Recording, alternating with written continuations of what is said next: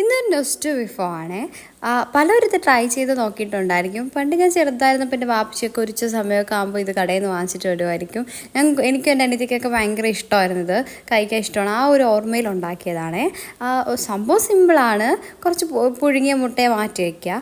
പിന്നീട് അതിന് ശേഷം കുറച്ച് ഇഞ്ചി, വെളുത്തുള്ളി, പച്ചമുളകും ചെറിയ ഉള്ളിയും പിന്നെ കുറച്ച് പുളിയും ആവശ്യത്തിന് ഉപ്പൂടെ ചേർത്ത് നന്നായിട്ടൊന്ന് തല്ലിയെടുക്കുക. നല്ല പേസ്റ്റ് പോലെ അരിഞ്ഞു പോകണ്ട, ഒന്ന് ചെറുതായിട്ട് തല്ലിയെടുത്താൽ മതിയാവും. ശേഷം നമ്മുടെ പുഴുങ്ങിയ മുട്ടയുടെ തോടെല്ലാം പൊളിച്ച് അതിൻ്റെ രണ്ടായിട്ട് കീറി ഇതിൻ്റെ നടുക്ക് ഈ മസാല ഫില്ല് ചെയ്യണം. ഈ ഫില്ല് വെച്ചിട്ട് ഒരു സാൻഡ്വിച്ച് പോലെ ആക്കിയതിന് ശേഷം ഇത് കഴിക്കണം. ഭയങ്കര ടേസ്റ്റാണ് കേട്ടോ, ഒരു രക്ഷയില്ലാത്ത ടേസ്റ്റാണ്. നമ്മുടെ ടേസ്റ്റ് ബഡ്സിനെയൊക്കെ ഉണർത്താൻ പറ്റിയ ഒരു വിഭവമാണിത്. എല്ലാവരും ട്രൈ ചെയ്ത് നോക്കുക. വീഡിയോ ഇഷ്ടമായെങ്കിൽ ലൈക്ക് ചെയ്യാൻ മറക്കണ്ട, കമൻറ്റ് ചെയ്യാനും മറക്കണ്ട.